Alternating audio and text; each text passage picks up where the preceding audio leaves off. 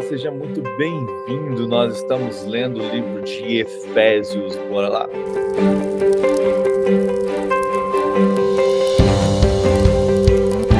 A Ti, Senhor, nós somos gratos porque o Senhor é maravilhoso. Louvado, exaltado, engrandecido seja Teu nome.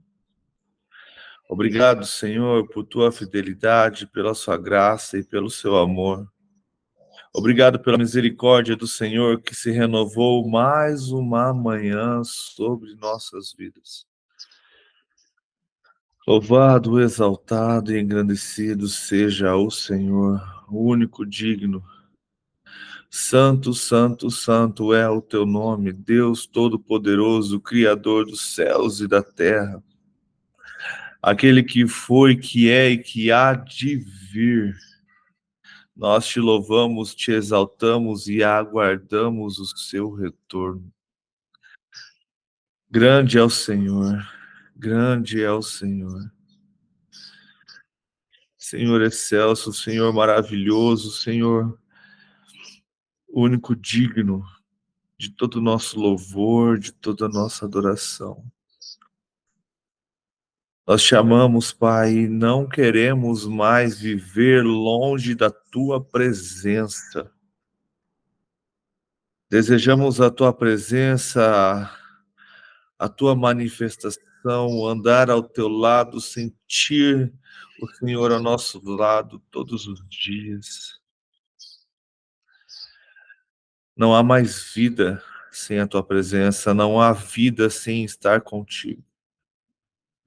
Louvado, exaltado e engrandecido seja Teu nome sobre as nossas vidas.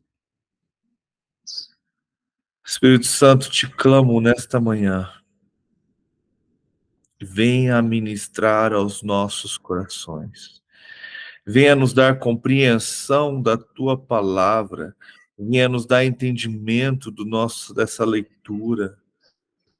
Venha fazer com que este alimento se torne um alimento sólido e não apenas um leitinho do qual a gente lê e passa por cima e nem entende e nem traz isso para as nossas vidas.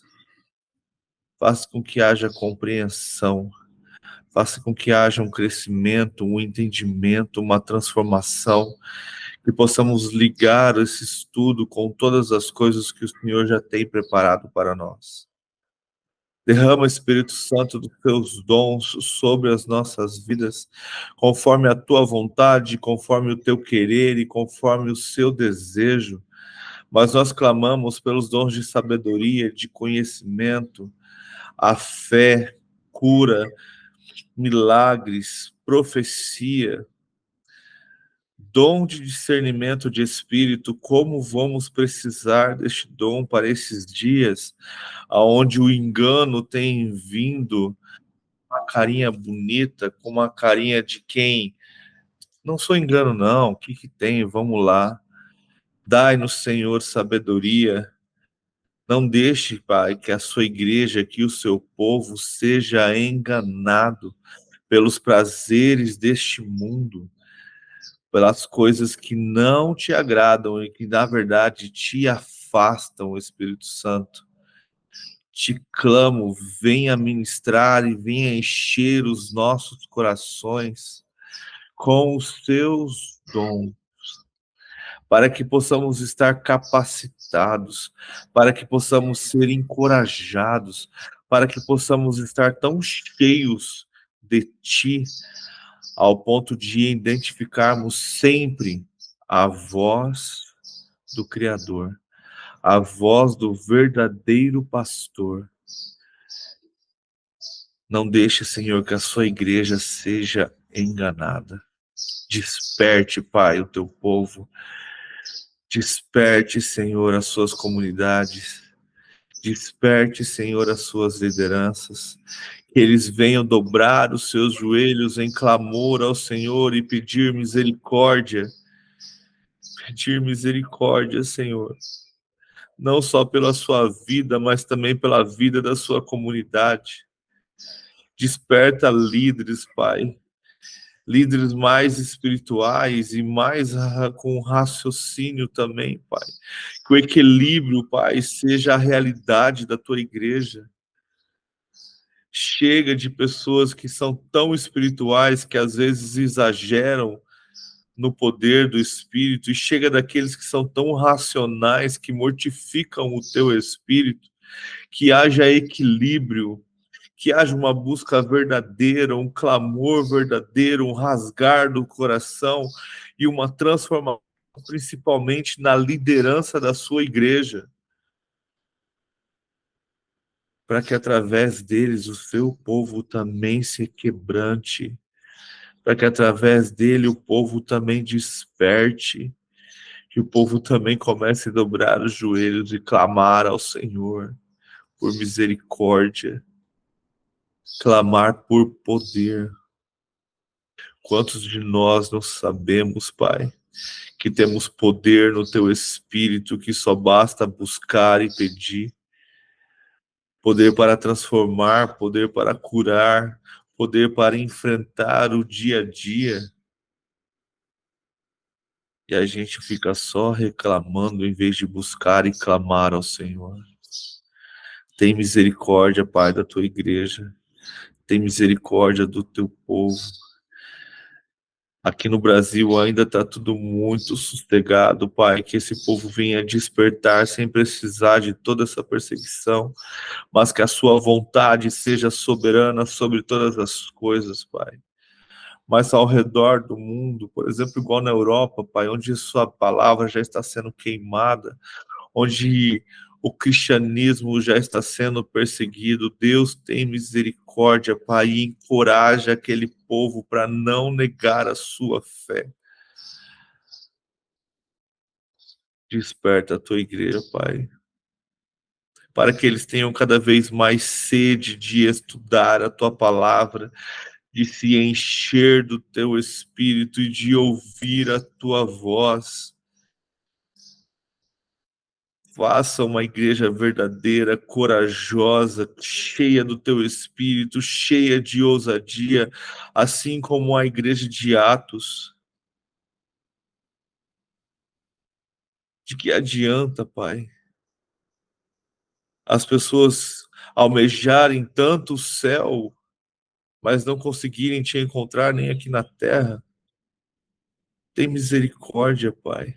Chega desse evangelho meia boca, onde as pessoas só entram, só molham os pés, nem a canela eles não entram na profundidade do teu espírito.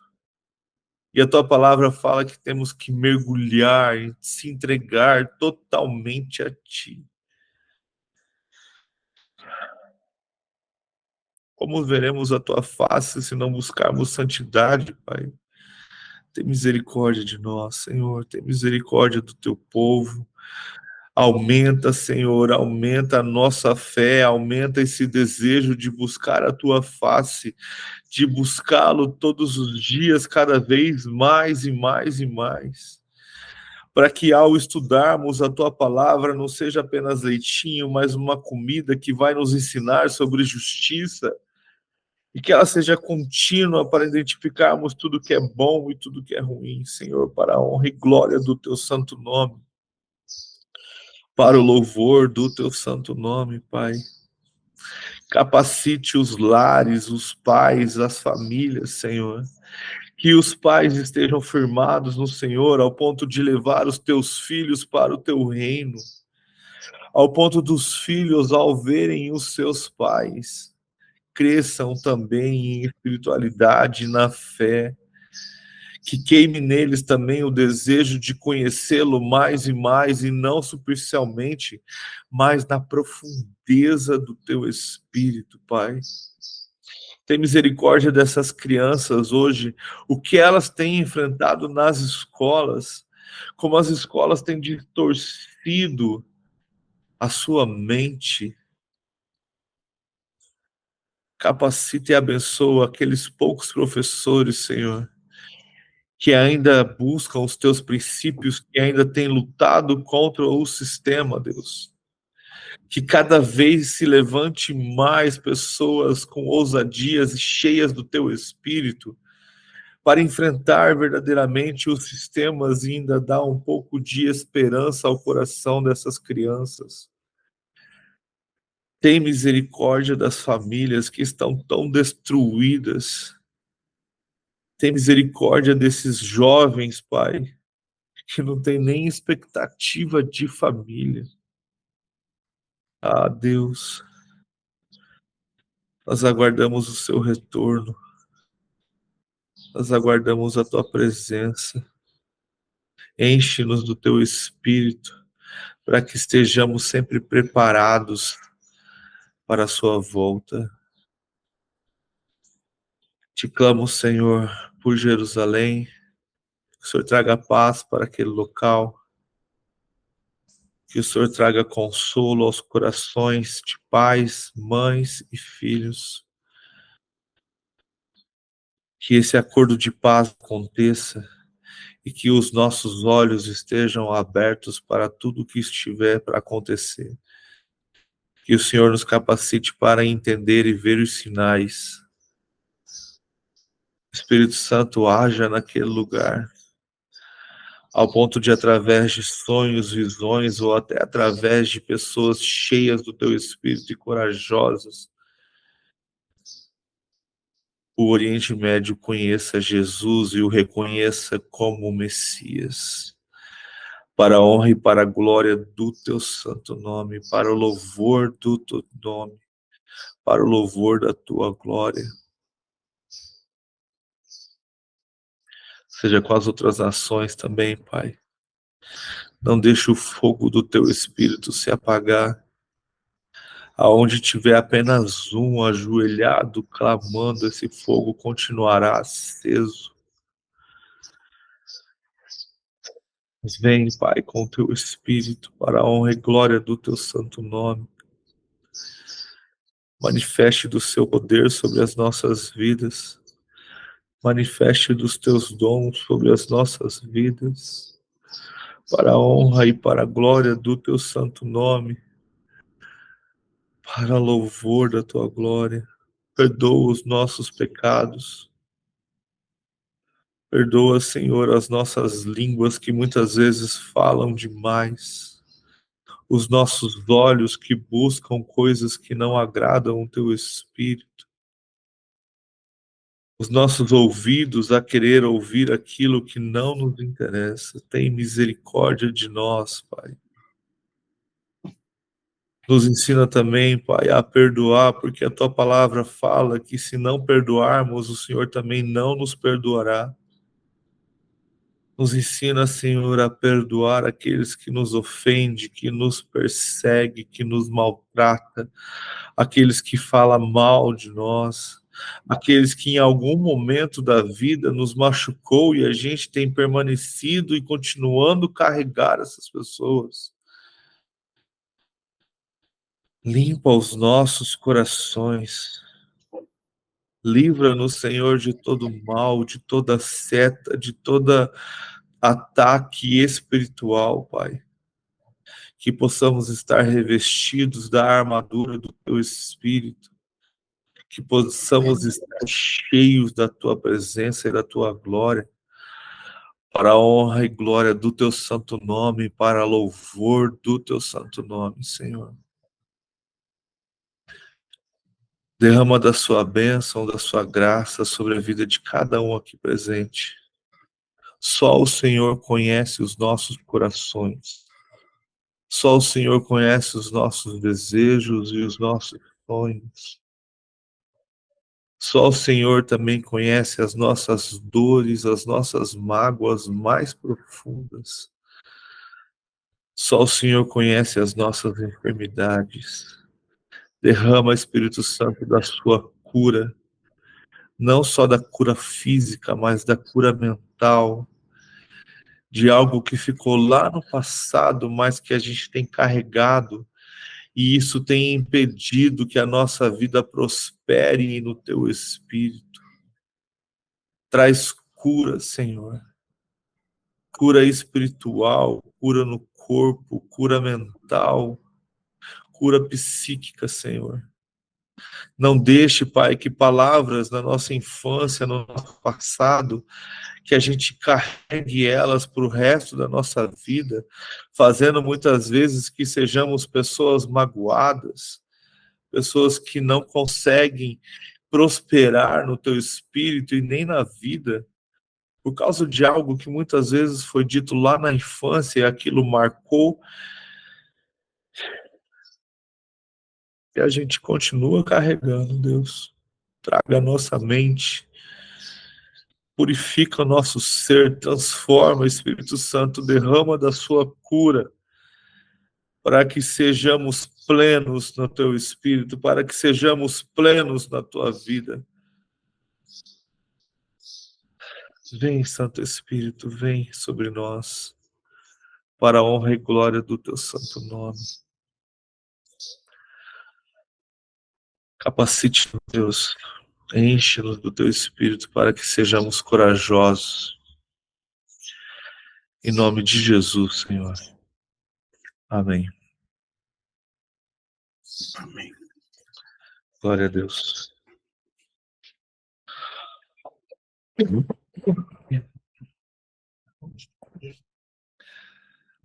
Bom dia, Beth.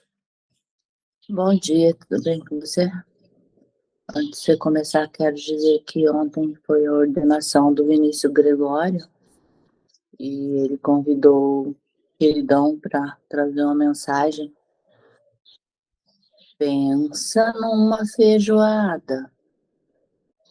Foi top, hein?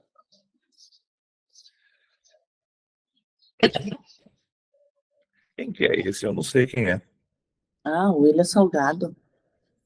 Não. O que foi ordenado. Gregório? Vinícius Gregório é aquele que era da dupla sertaneja Vitor sei. Sei quem é. Uhum. Que legal, cara. Super. A igreja estava lotada. Que legal. Lotado não, tinha bastante gente. A maioria família deles, amigos dele. E ele fazendo apelo, coisa mais linda. Muito bonita.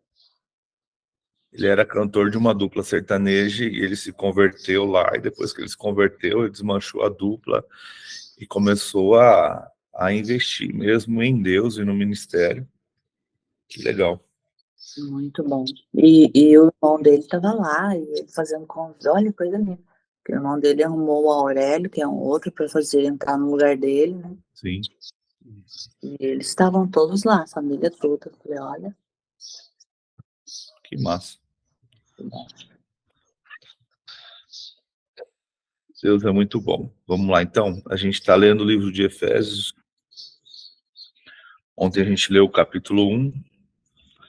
Paulo se apresentando e Paulo mostrando que somos escolhidos do Senhor, que o Senhor tem nos capacitado, que o Senhor tem derramado do seu Espírito, que o Senhor tem nos revelado coisas maravilhosas. Este capítulo, ele inicia falando sobre a nova vida em Cristo.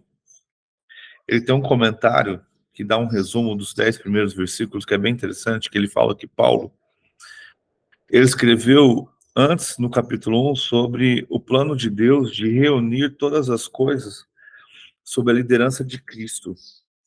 Ele explica agora como Deus cumprirá seus propósitos, começando com a reconciliação de indivíduos com Deus. Essa parte do texto contrasta o passado pecaminoso dos que creem com sua presente salvação em Cristo e afirma a graça de Deus com a base dessa salvação. A presença do contraste entre nós e vocês continua no tema. Tanto judeus como gentios estão na mesma situação problemática sem Cristo. E ambos compartilham dos mesmos privilégios em Cristo. A descrição de Paulo faz da salvação dos crentes totalmente centralizada em Deus. Deus inicia nossa salvação. Seu amor e misericórdia são sua motivação. A sua graça é o fundamento em última análise. E exposição da graça de Deus é o propósito da nossa salvação. Então vamos lá.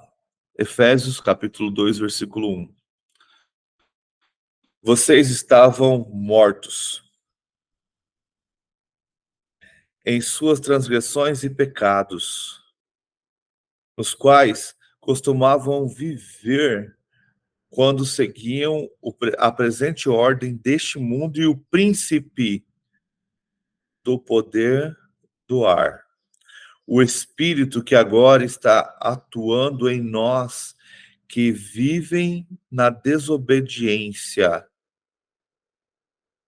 Olha que interessante. Eu costumo dizer que zumbis existem. Por que eu falo isso? Porque todo aquele que não crê no Senhor está morto. Então são zumbis vivos. São pessoas mortas de espírito. E Paulo deixa isso bem claro: vocês estavam mortos em sua transgressão e pecado. Vocês serviam o príncipe do poder do ar. Vocês viviam na desobediência. E isso afasta o Espírito Santo e afasta o Senhor de vocês. E ali, ó, e nós nos quais costumavam viver quando seguiam a presente ordem deste mundo e o príncipe do poder do ar. O Espírito que agora está atuando nos que vivem na desobediência. Então, tipo assim, prestou atenção que Paulo já te separou disso? Então ele começa falando: vocês estavam mortos, porque vocês viviam no pecado. Mas agora vocês estão vivos, porque vocês aceitaram a Cristo. Mas não significa que esse espírito morreu, porque esse espírito ele continua atuando nos que vivem na desobediência. Então, quando a gente pega a palavra do Senhor e começa a entender que desde Gênesis até Apocalipse tem a ver com obediência, você vai começar a entender que a busca do Espírito Santo, a busca de santidade tem a ver com obedecer a palavra. Mas se você não conhecer a palavra, você vai obedecer o quê? E aí, então, você, na sua desobediência daquilo que Deus pediu para você, você está agradando o príncipe deste mundo. Você está agradando a Satanás. Você está vivendo como um zumbi. Você está morto, espiritualmente morto, por causa da sua desobediência. Ah, Éder, mas para eu desobedecer não é necessário conhecer? Sim, sim. Mas eu acredito, cara, e a gente já leu sobre isso. Todos conhecem a Deus. Até aqueles, Pode terminar. até aqueles que seguem outras, vamos dizer, de religiões, como o próprio satanismo, como o próprio qualquer outra linha que confronta com Cristo, conhecem a Deus. Até o ateu conhece a Deus. Então ele escolhe desobedecer. Ele escolhe viver a vida separado de Deus. Pode falar, Beth. Semana passada o Vinícius fez um house e aí falou assim, eu achei muito interessante. E tem muita gente que fala que é nova criatura. Você viu essa? Não. Mas para quem é nova criatura, não fica fazendo as mesmas coisas que fazia antes. Ele falou, né?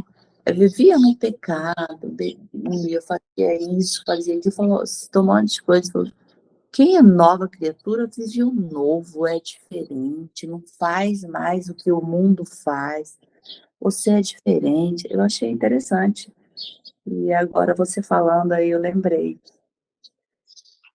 A E é pessoa fala, nova criatura, mas não é novo coisa nenhuma, tem um monte de prática velha. E é interessante que você ser nova criatura, na verdade, eu prefiro a ideia, porque criatura nós somos desde que nascemos, né? Então nós trocamos, quando a gente troca de senhorio, a gente continua ainda com as práticas do senhorio antigo. Até que a gente comece a andar com o senhorio novo e as novas ordens começam a entrar nos nossos corações. Então não podemos ser também exigentes com os novos, aqueles que acabam de trocar de senhorio, como devemos ser exigentes com os velhos, entende? Assim como a gente leu no livro de Hebreus. Então, tipo assim, aquele cara que acabou de entrar, ele ainda está se adaptando, ele está saindo do lamaçal e começando a tomar banho. Mas é aquele que já tinha aí 10, 15, 50 anos como nova criatura e continua numa vida de pecado. Esse está lá em Hebreus também, está pecando consciente do que está fazendo e no juízo final será cobrado. Então, precisamos realmente aprender a buscar o Senhor e pararmos de ser que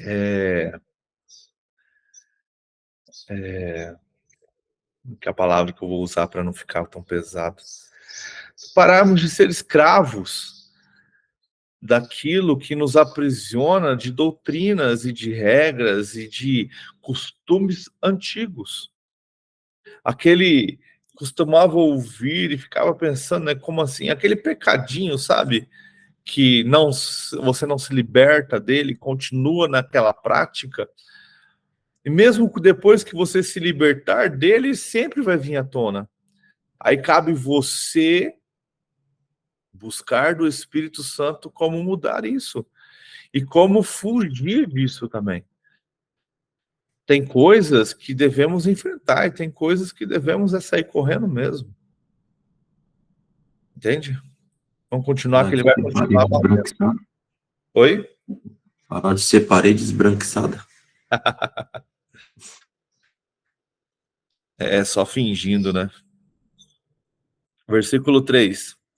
Anteriormente, todos nós também vivíamos entre eles, satisfazendo a vontade da nossa carne, seguindo os seus desejos e pensamentos.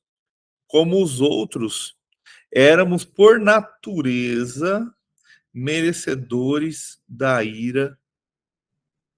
Ele não conclui aqui, mas eu vou concluir, da ira de Deus.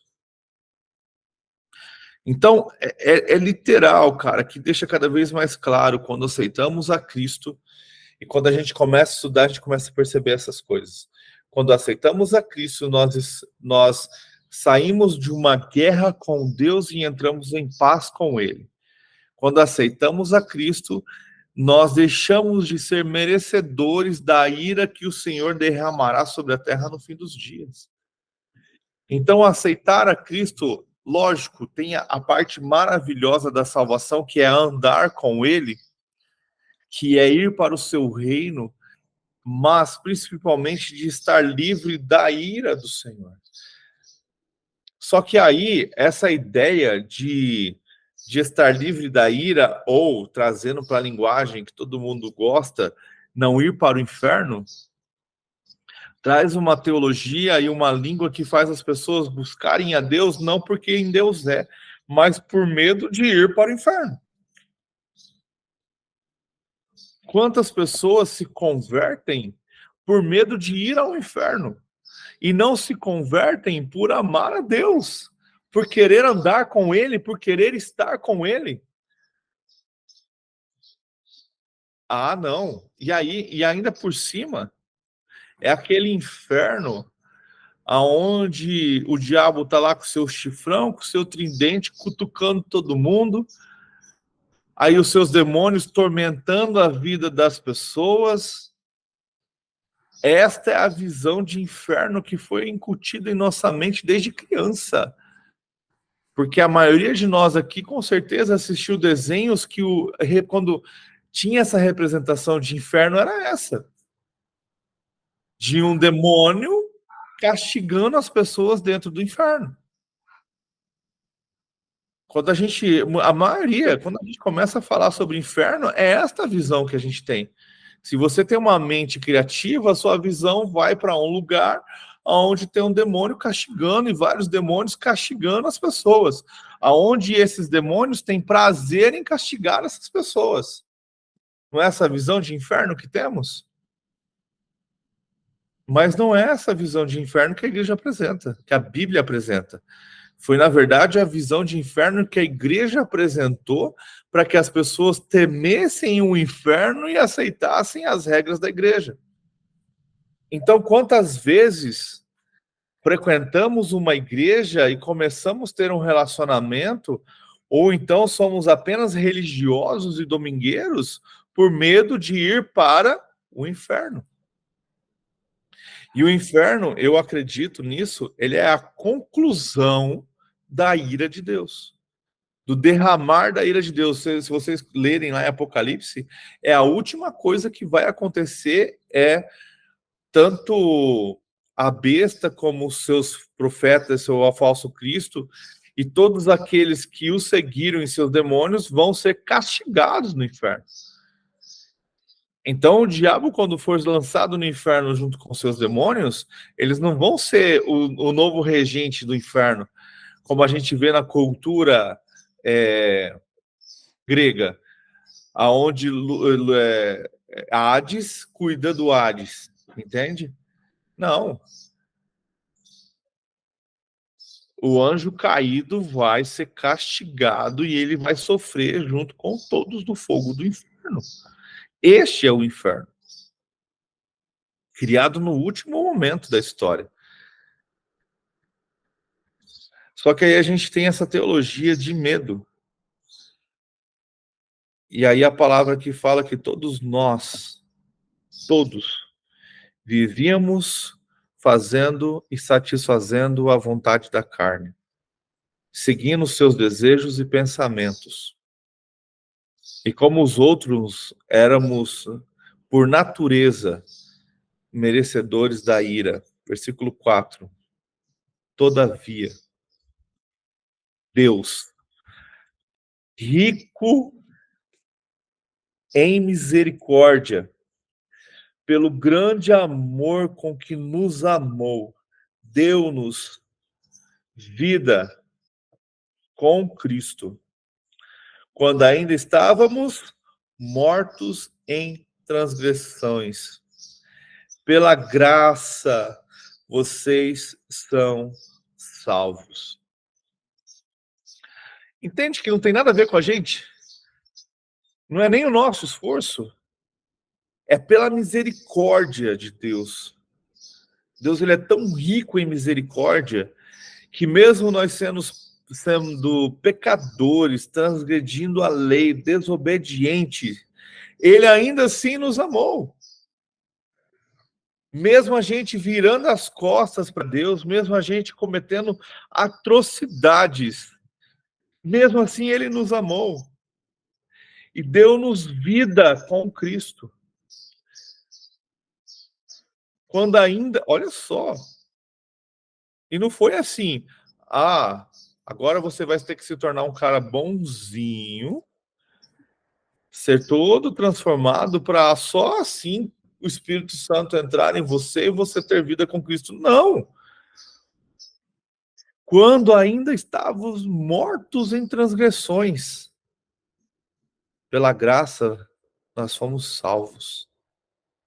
Então quer dizer que quando buscamos ao Senhor e nos arrependemos, mesmo ainda sujos do pecado, mesmo ainda morto por dentro, cheio de transgressão, cheio de coisa, o Espírito Santo vem e começa a nos limpar. Quando o Senhor coloca a mão em você e te tira da lama, ele também suja a sua mão. Ele podia falar assim, não, limpa sua mão primeiro, aí eu tiro você da lama. Muitas vezes ele enfia a mão lá dentro da lama, porque você está tão afundado, ele enfia a mão lá dentro da lama para te arrancar da lama. Isso é te tirar dos mortos, do meio da transgressão, e começar um processo de santificação. Então não tem nada a ver com os nossos esforços, não tem nada a ver com a gente ficar bonzinho para só aí sim, então Deus nos aceitar. Tem a ver com a sua misericórdia, tem a ver com a sua graça, tem a ver com a fé que Ele mesmo derrama sobre nós. Então, pela graça, vocês são salvos. Não tem esforço nenhum que você faça. Quando Paulo fala lá, ali atrás, no capítulo 1, que a gente falou bastante ontem, sobre ser escolhido, querendo ou não, não indo para esta área da teologia de arminiano ou calvinismo, mas nós temos que ser felizes por Deus ter nos escolhido e nos tirado do lamaçal. Em algum momento da história, Deus levantou alguém que se aproximou de você e levou o evangelho para você. Ou então o privilégio que você teve de nascer dentro de uma família que alguém na história Deus levantou para levar o evangelho para esta família. Consegue entender que todos os movimentos Deus está presente? Então, quando fala que nós somos escolhidos de Deus, isso não é algo que nos separa dos outros, mas sim um privilégio que Deus nos deu. E Deus escolheu a todos. Uma vez eu falei isso ontem, eu ouvi do Luciano Subirá, e isso é bem interessante, que no livro da vida está escrito o nome de todos. Mas, a gente vê lá em Apocalipse, quando Jesus fala, de modo nenhum o Senhor apagará o seu nome do livro da vida, desde que você faça as coisas que está ali. Então significa que todos os nomes estão escritos no livro da vida, mas a sua escolha, a sua jornada, e aí você morre, teu nome é apagado. Ou riscado, como vocês acharem melhor. Porque até o momento, até os últimos minutos antes da sua morte, existe a possibilidade de arrependimento e o seu nome ficar escrito ali e você não ir para o inferno. Você participar do paraíso. Você participar de uma eternidade com Cristo. Então, até o último segundo da sua vida, até o último fôlego, há a possibilidade. Olha como a misericórdia do Senhor é grandiosa e maravilhosa. E a gente quer ficar julgando as pessoas. A gente tem que orar e interceder e fazer com que o Espírito faça a parte dele. E se preciso, como disse Paulo, use palavras. Mas você fala muito mais com a sua vida, com as suas atitudes, com as suas escolhas, com as suas vestimentas, com o seu posicionamento, com as suas palavras, mas não são palavras de ou aceita Jesus ou vai para o inferno. Não, mas é o seu modo de falar, o seu modo de tratar a pessoa, mesmo aquela pessoa que está debochando, mas você trata com carinho e com atenção. É um estilo de vida de Cristo em você que transforma as pessoas. Não são as suas palavras. Se necessário, se o Espírito Santo tocar no seu coração e se aquela brecha vir, você sentir, é agora, aí você fala. Mas quantas pessoas vão se transformar e ser convertidas só ao ver você?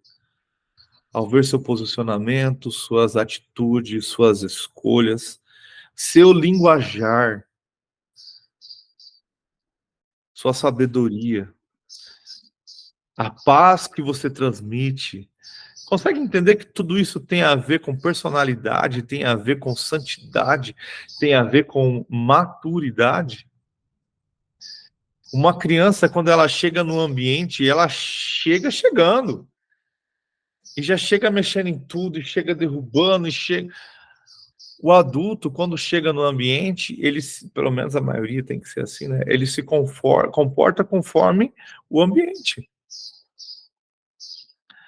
Então você senta onde te oferecem para sentar. Você não chega e vai abrir na geladeira numa pessoa que você não conhece. Você não chega e vai invadir na casa. Então é comportamento. E isso mostra Cristo em você. Versículo 6. Deus nos ressuscitou com Cristo e com Ele nos fez assentar nas regiões celestiais em Cristo Jesus. Desse jeito eu vou marcar toda a Bíblia aqui. Para mostrar nas eras que hão de vir a incomparável riqueza da sua graça, demonstrada em sua bondade para conosco em Cristo Jesus. Olha que maravilhoso isso. Então, éramos mortos. Nós estávamos mortos. E assim como Deus, a gente leu ontem, ressuscitou Jesus dos mortos, também nos ressuscita dos mortos. Então significa que estamos mortos quando desobedecemos, que ele começa falando isso, mas somos ressuscitados dessa morte quando aceitamos a Cristo. Então o Espírito Santo volta a viver e habitar em nós. Lembra no Jardim do Éden, quando Deus fala para Adão, se comeres daquele fruto, na verdade ele não fala assim não, ele fala, quando comer daquele fruto, certamente morrerás. Adão come do fruto e não morre. Mas a morte que acontece ali não é física. Na verdade, a morte física vai acontecer com o passar do tempo. Mas a morte que acontece ali é espiritual. A conexão é rompida. Aquele fruto trouxe um rompimento entre Deus, entre o Espírito Santo e o homem. E o Espírito Santo, ele é a conexão do homem com Deus. Então, desde Adão, somos mortos. Estamos mortos espiritualmente. E aí aqueles que na fé, como Abraão e por aí vai, que através da fé deles foram de novo ligados ao Senhor. Mas hoje nós temos o Espírito em nós. Então, quando aceitamos a Cristo Jesus verdadeiramente em nosso coração, o Espírito Santo agora ele habita em nós. Eu gostei muito do exemplo da... não vou lembrar, Sarah Shiva, que ela fala que nós somos, né, nós somos corpo, alma e espírito. E o corpo e a alma estão sempre ligados. E o Espírito Santo está presente. E ela deu a ideia de quando a gente aceita Cristo, né, ele é presente assim o tempo todo em nossa vida. Mas de vez em quando ele faz um contato. Nesse momento que ele faz o contato é quando a gente faz as coisas que a gente não sabe como que a gente fez. Consegue entender onde ela quis chegar? Porque se esse contato fosse eterno, você ficaria surtado, porque você começaria a ver o mundo espiritual, você começaria só a falar em línguas, você estaria curando todo mundo para tudo quanto é lado, onde você tocasse as coisas seriam transformadas, então ele não fica o tempo todo ali, ele fica presente. O Espírito Santo é presente em nossas vidas.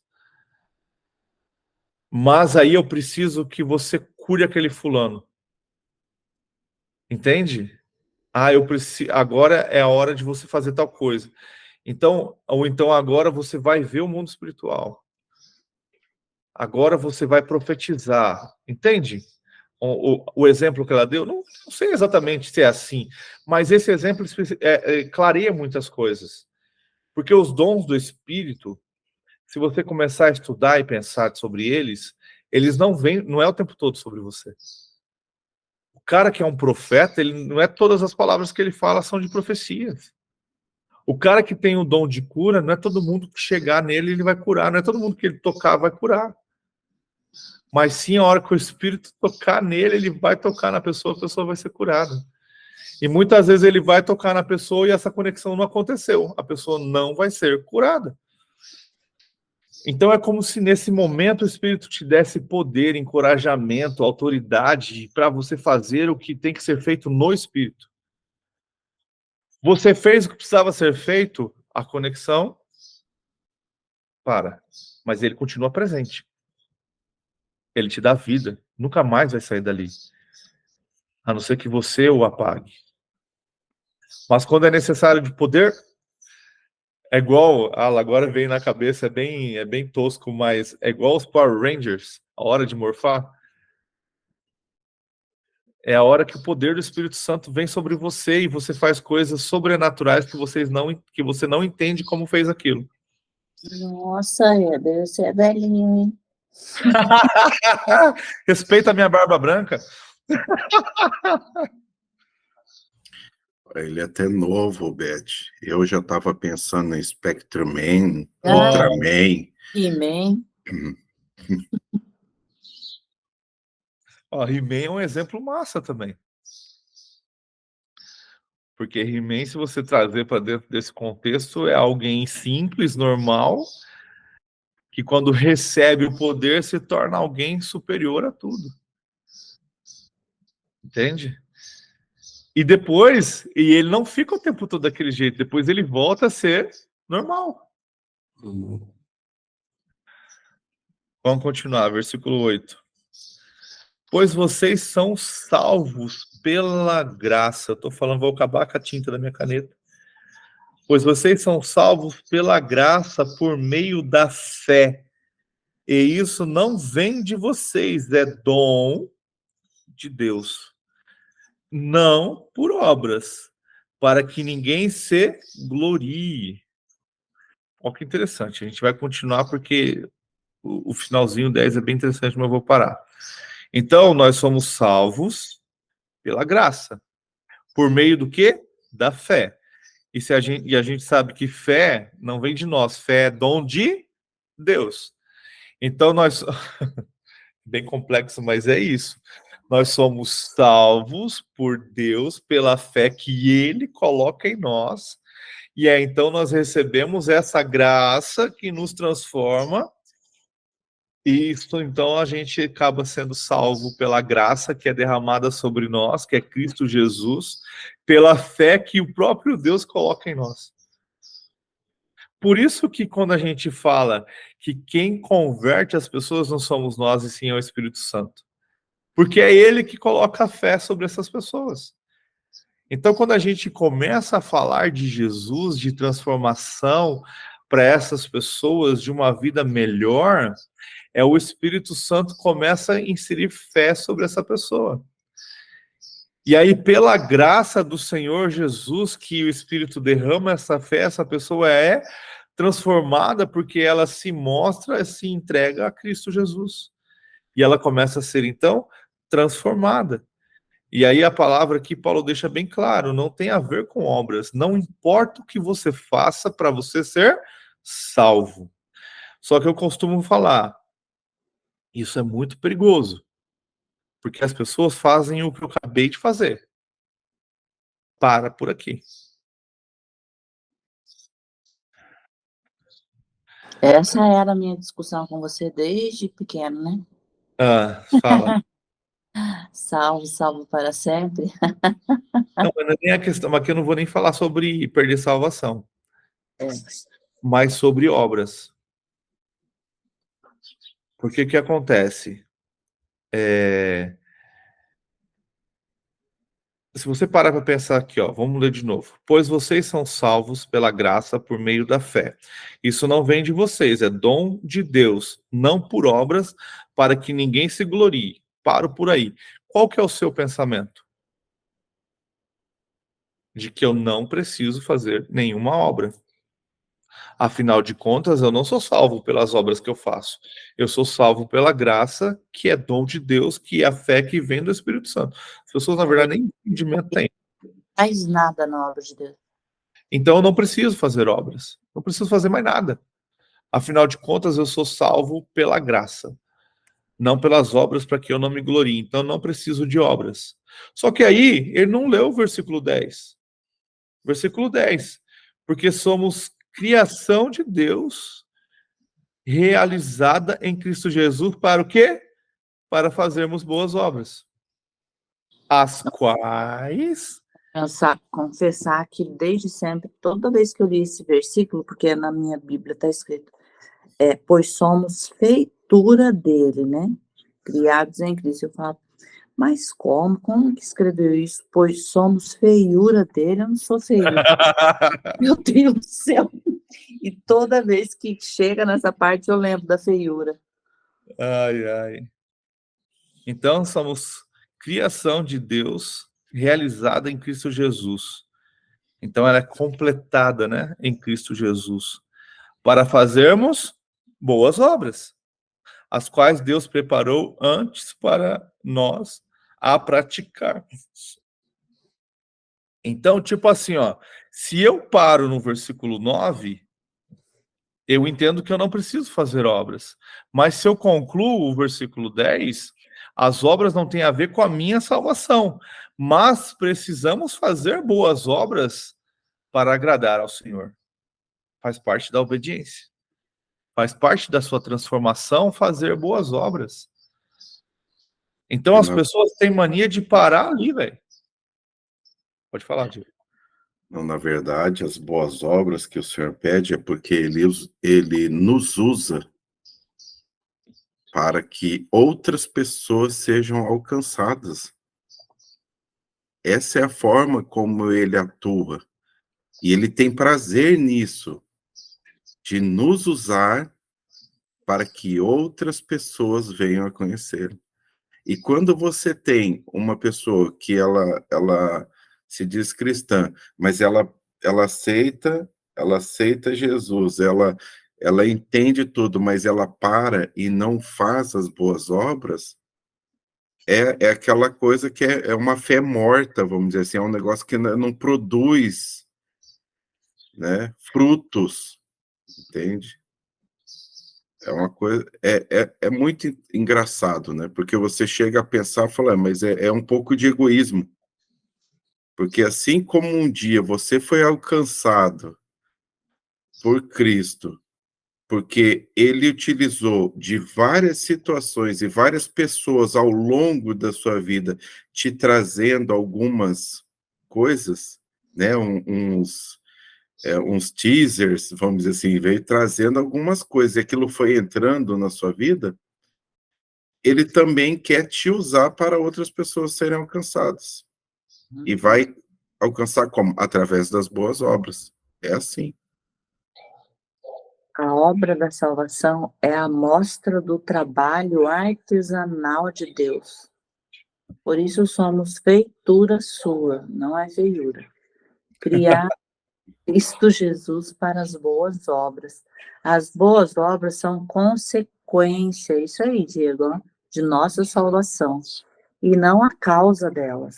As boas obras não são secundárias no plano de Deus, pelo contrário, elas são parte essencial do seu plano redentor para cada cristão. As boas obras são demonstradas na gratidão, caráter e ações do cristão.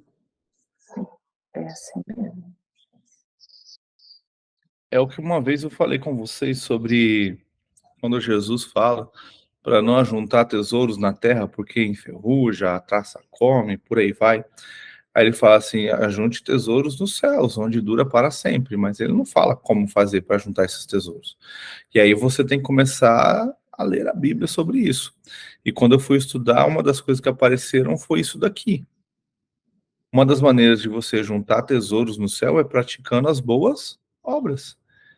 É fazer aquilo que Deus pede para que seja feito. É através da obediência. É um do fruto da videira que a gente tem que dar. Entende? Então, quando João 15 fala lá que nós fomos enxertados, né, na videira verdadeira, que é Cristo Jesus. E aí ele fala que Deus é o agricultor. Então, se a gente está enxertado nessa videira, que é Cristo Jesus, nós estamos recebendo alimento da raiz, que é Cristo, certo? Então, se a gente está recebendo alimento de Cristo e não estamos fazendo as coisas acontecerem, e às vezes a gente pensa que este fruto tem a ver com conversão, quantas pessoas vou converter, quantas pessoas vou transformar. Não, começa com a sua obediência, começa com a sua vida transformada. Isso são os frutos. É as pessoas verem Cristo em você. E aí você levar o evangelho também faz parte disso. Faz parte da jornada, também é fruto. Mas lembre-se que não é você que convence a pessoa, e sim o Espírito. Então, quando você leva o evangelho para a pessoa é convertida, essa pessoa ela não faz parte do seu fruto. O seu fruto é a sua obediência de ter levado o evangelho. Consegue entender? Essa pessoa, ela agora é um galho enxertado ali. Ela agora vai produzir também os seus frutos. E não ela é seu fruto. Entendeu? Então, precisamos ter essa consciência. E quando a gente desobedece, a gente não faz as coisas, o que Deus faz? Corta fora. Até quem já foi enxertado pode ser cortado. Se ele cortou da videira aqueles galhos que eram naturais, né, como a gente leu em Romanos, imagina os que já foram enxertados e não fazem nada. Isso me levou lá para o passado, quando tem um momento na igreja que eles falavam assim, vamos adorar a Deus. Aí me veio agora que eu já aprendi o que é adoração, e realmente ainda muitos cristãos não sabem o que é adoração, acham que adoração é estar lá cantando na igreja. Segurando a TV, né? Hã? Segurando a TV.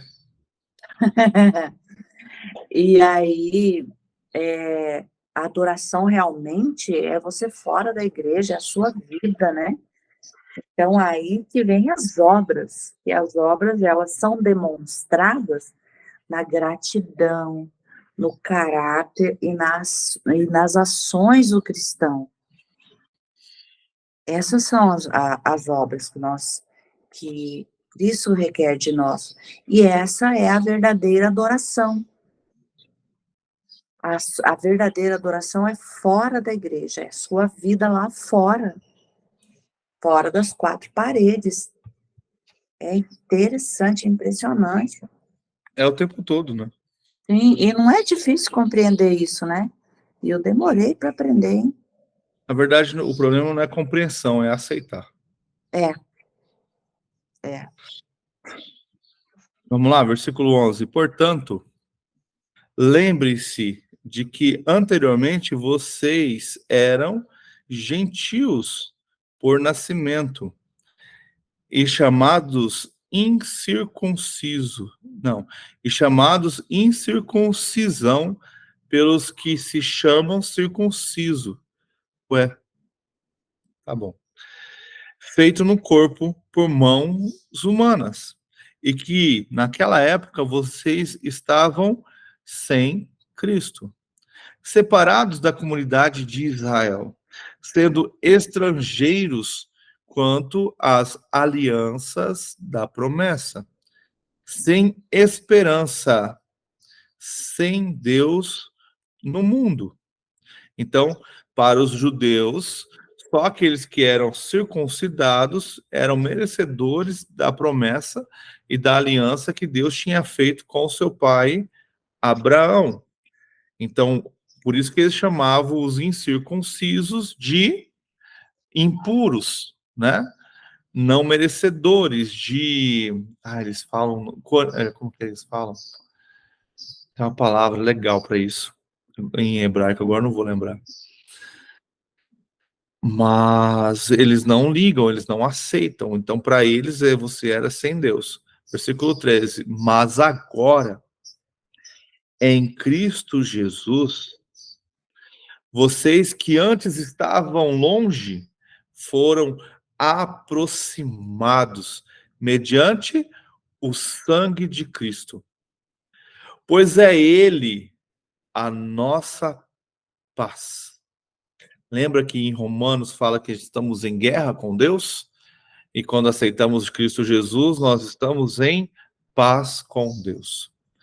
Pois é Ele a nossa paz, o qual de ambos fez um e destruiu a barreira, o mundo da inimizade. Vou parar aqui. Cara, olha isso que Paulo escreveu. Pois ele é a nossa paz, o qual ambos fez um e destruiu a barreira, o mundo da inimizade. Olha o que Paulo está falando. Pelo menos olha o que me veio à mente agora. Paulo está falando, então, que Cristo Jesus, através do seu sangue, transformou todos nós em um só. Tirando essa barreira da inimizade que havia por causa da circuncisão, onde só o judeu era merecedor da promessa do Senhor, certo? Então o judeu criava essa barreira com os gentios. Aí Cristo Jesus veio. Agora os gentios aceitam a Cristo. E agora há uma nova aliança e uma nova barreira. Agora a barreira inverteu. Porque antes eram os judeus que nos julgavam impuros. Agora o cristão que julga o judeu impuro. Cadê a paz? Criou-se uma outra barreira. Um outro muro de inimizade. Criou-se de novo um bloqueio. E esse bloqueio tem um nome muito forte, muito grande, chamado religiosidade. É um murão grosso, né? A pessoa, religiosidade, um palavrão, né? Que criou de novo esse muro de inimizade com essas pessoas. Então, em vez de amarmos as pessoas que tecnicamente estão mortas espiritualmente, nós criamos um muro, vocês lá e a gente aqui. Entende? Então, a paz que Paulo está falando aqui, por causa da religiosidade, com o passar do tempo, a gente construiu de novo uma outra barreira, um outro muro. As mesmas coisas que os judeus fizeram, a gente está fazendo de novo. A gente criou uma religiosidade, e principalmente dentro das igrejas, porque a igreja A é melhor que a igreja B. A igreja C vai para o céu, porque é C de céu, né? A igreja I vai para o inferno, porque é I que é inferno. A igreja D, sei lá. Então, tipo assim, a gente criou uma barreira entre as religiões. E aí trouxe dentro disso uma coisa chamada religiosidade, que criou uma barreira com o mundo. Em vez de amarmos essas pessoas do mundo e orar para que elas se convertam e venham para cá e vivermos em paz com isso, a gente criou um bloqueio. E principalmente, então, com o povo judeu maior ainda. Afinal de contas, eles odeiam os cristãos. Só que a gente muitas vezes não estuda e não sabe que os cristãos odiaram primeiro. Só que a gente também esquece que os apóstolos eram todos judeus. E que as 5.000 pessoas que se converteram ali em Atos, 3.000, 5.000, agora não lembro, também eram judeus. E aí a gente fica com esse bloqueio.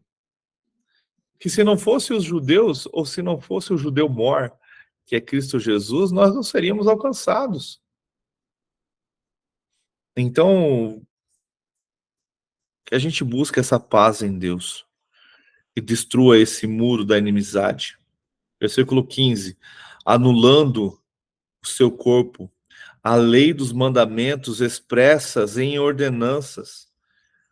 O objetivo dele era criar em si mesmo, dos dois, um novo homem, fazendo a paz, e reconciliar com Deus os dois em um corpo, por meio da cruz, pelo qual ele destruiu a inimizade.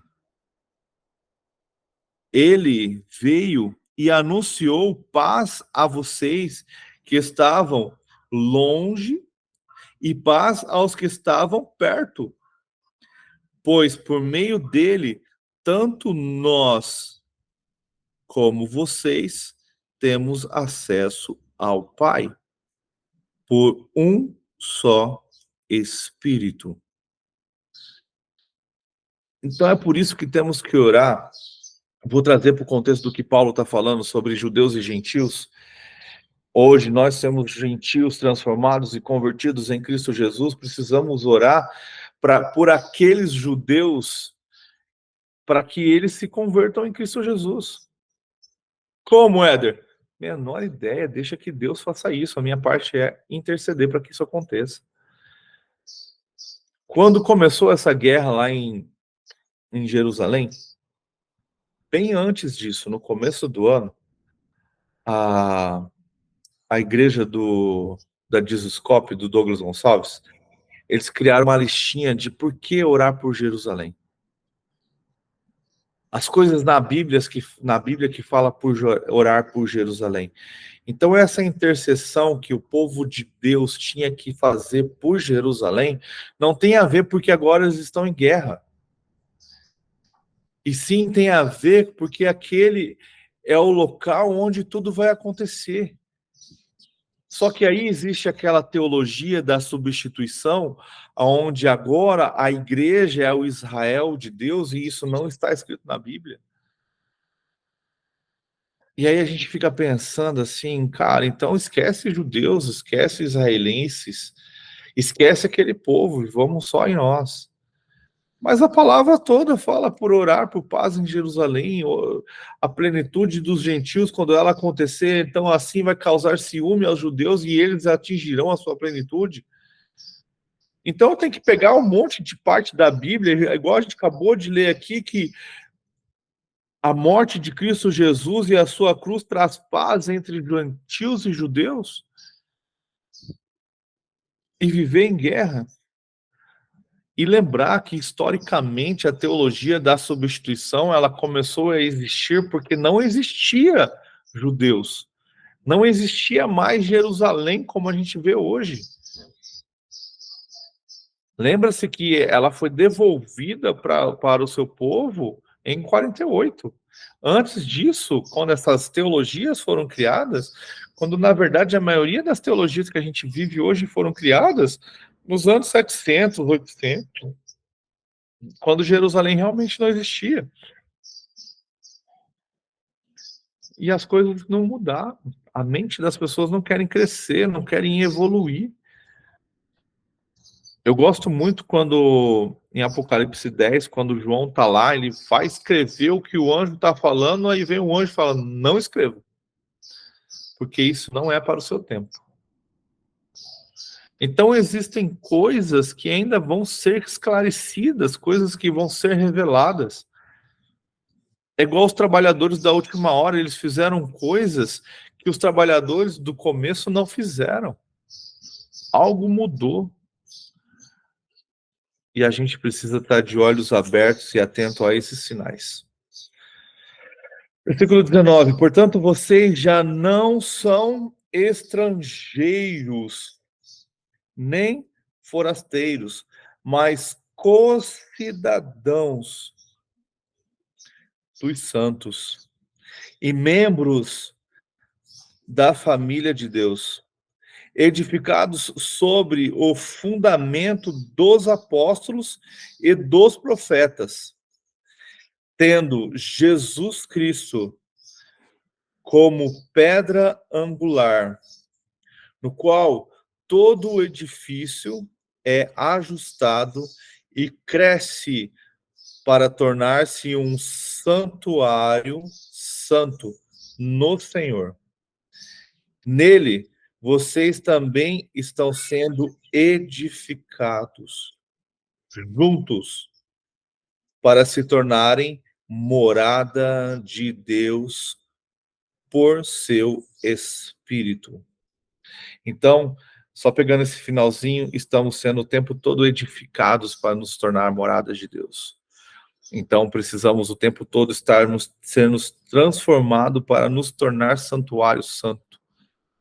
Então, olha outra analogia. Quando a gente aceita Cristo, a gente começa a ser uma edificação para o Espírito Santo habitar em nós.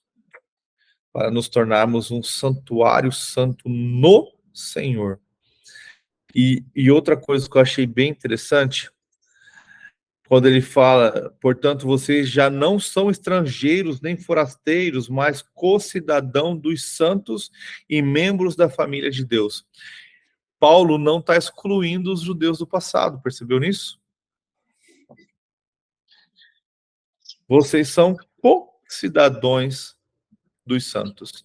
Então ele não está pegando ali, por exemplo, Abraão, Jacó, toda a tribo de Israel, José, Moisés, Josué, todo esse povo que viveu no passado e que pela fé viram a Deus, eles não tiveram Cristo Jesus, mas eles viram Cristo. Eles não tiveram Cristo pendurado na cruz, como a gente conhece hoje, mas eles habitaram, Deus estava entre eles. Então, com eles hoje, através de Cristo Jesus, somos co-cidadãos dos santos e membros da família de Deus. Maravilhosos. Uma outra coisa que tinha muita dúvida era sobre pedra, né? Aí eu ficava assim, mas como? Cristo é a pedra. Aí, de repente, fala, a pedra esmaga. Então, dava um conflito na minha mente, um nó. Mas depois eu compreendi que Cristo é a pedra angular. É o fundamento. O fundamento. Nós somos as edificações. Depois do fundamento vem nós, né? Sim. Só quando a pessoa aceita Cristo. Agora, se ela faz tudo errado, essa pedra, ao invés de ser o fundamento, ela, ao invés de ser a fundação, a edificação, que veio para o crescimento espiritual, ela também vai ser uma pedra de tropeço. Por que pedra de tropeço? Porque como a pessoa não, meu Deus, como eu estou embolada, me ajuda aí. Como a pessoa não aderiu a viver a santidade com Cristo, ela encontra aquela pedra e aquela pedra faz mal para ela.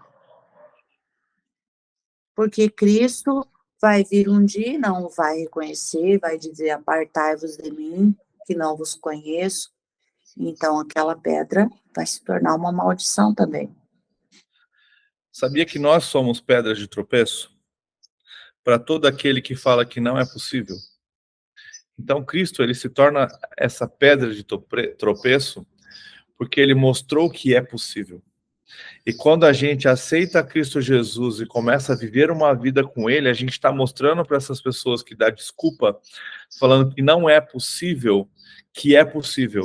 Então a gente acaba se tornando uma pedra de tropeço para eles também. Porque lá na frente eles não vão ter mais aquela desculpa, mas a gente não fez porque era impossível, como a lei, por exemplo. E Jesus, ele se torna essa pedra de tropeço porque ele mostrou que era possível. E quando a gente aceita Cristo Jesus e começa a viver uma vida de santidade e transformação, a gente mostra para essas pessoas que vivem da lei que é possível. Então a gente começa a se tornar para essas pessoas pedras de tropeço. Então a ideia de ser pedra de tropeço tem dois significados. Então tem esse daquelas pessoas que conhecem, mas dão desculpa. Então a gente será pedra de tropeço porque a gente será uma referência de que era possível e eles não fizeram porque não quis, certo? Só que a gente tem que tomar cuidado para não ser pedra de tropeço para aquele novo na fé e a gente começa a levar engano para sua cabeça. E aí a gente, em vez de fazer essa pessoa se aproximar, ela se afasta de Cristo. O nosso julgamento também pode se tornar uma pedra de tropeço. Aquela pessoa que cai no pecado, muitas vezes, por ser novo na fé, em vez de acolher, a gente julga, a gente está sendo pedra de tropeço para essa pessoa.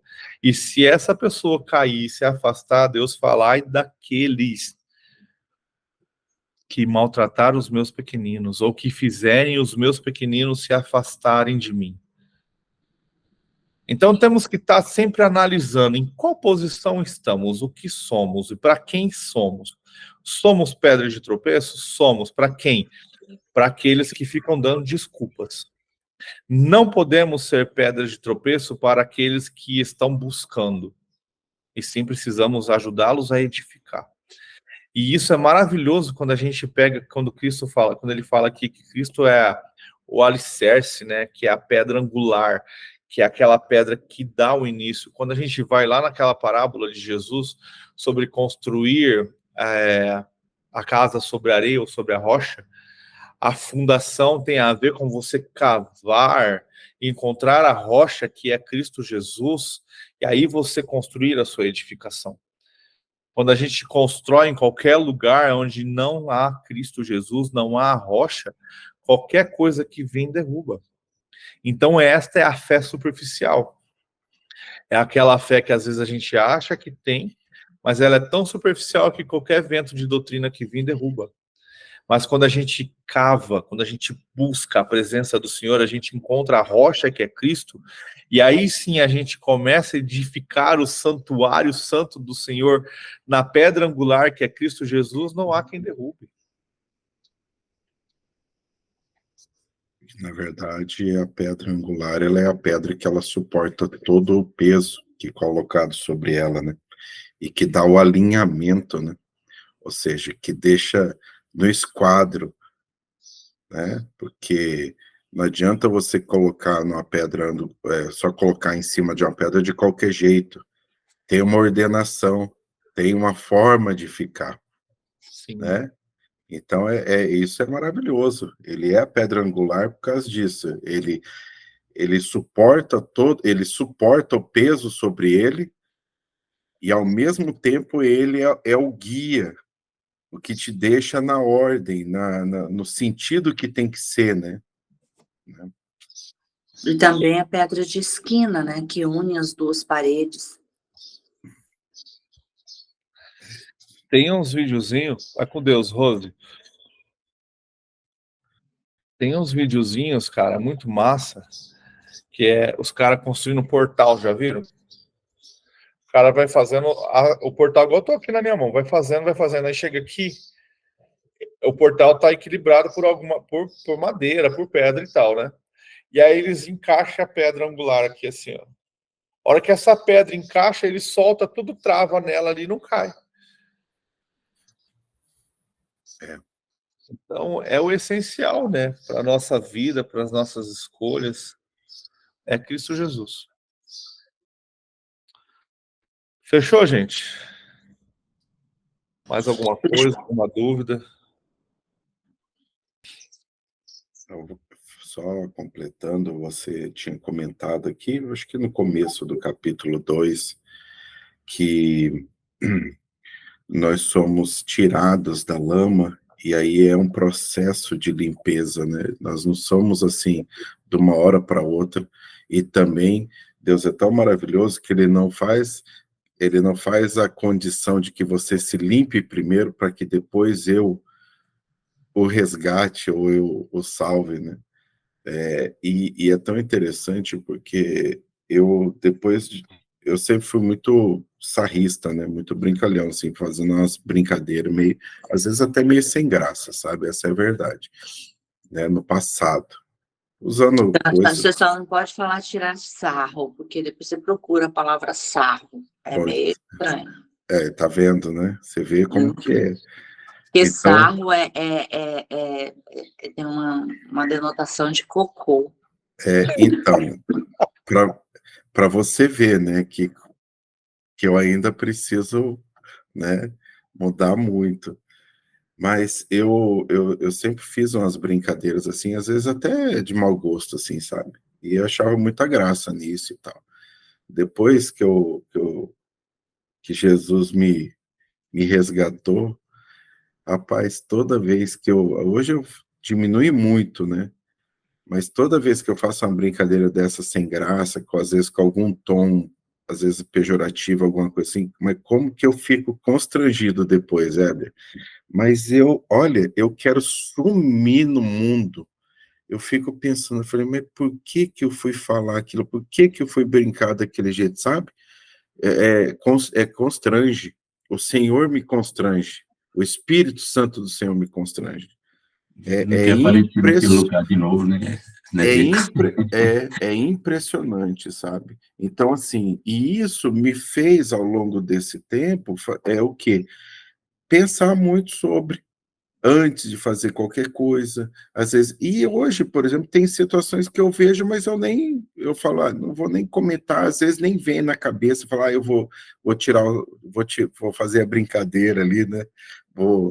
Não, sabe por quê? Porque o Senhor constrange, né?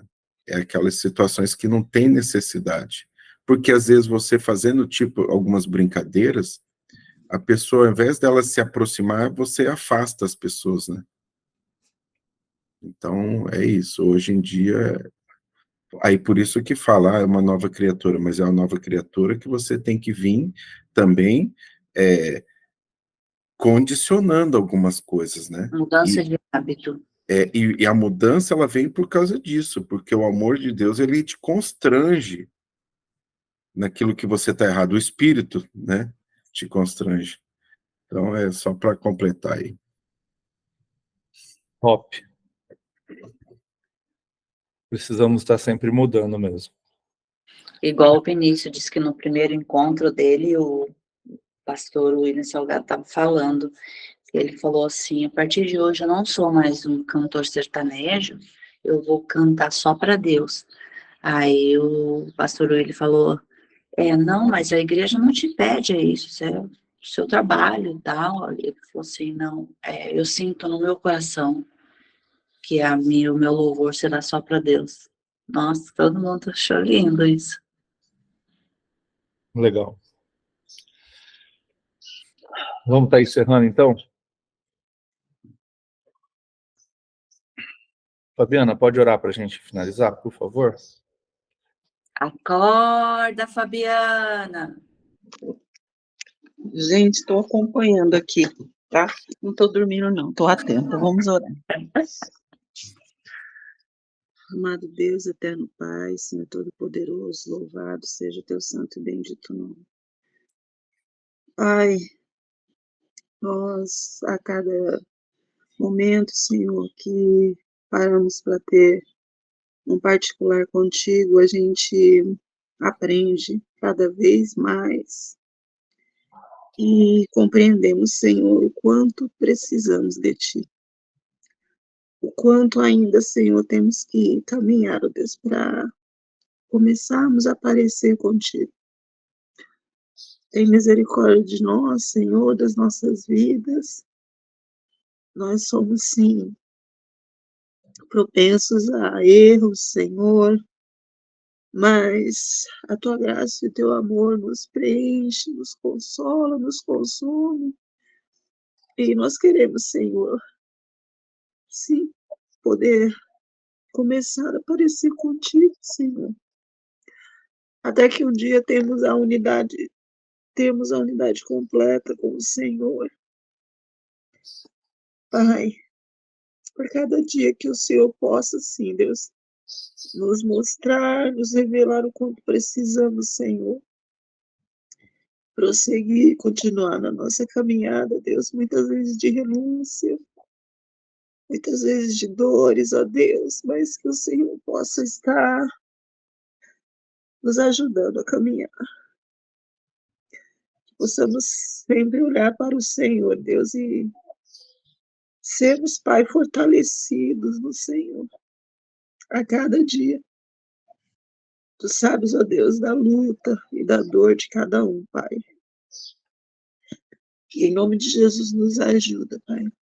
Nos ajuda, porque nós precisamos, Senhor. Senhor, nós não conseguimos. Abençoa cada um aqui, Deus, no que precisa fazer, pretende fazer, que o Senhor esteja à frente dos nossos negócios, Senhor, das coisas que precisamos fazer, realizar, Pai. Não nos deixe ser confundidos, iludidos. Ó, Pai, tende misericórdia, Pai, em nome de Jesus. Esclarece a nossa mente, o nosso coração, Deus. Que tenhamos um viver sincero em Ti.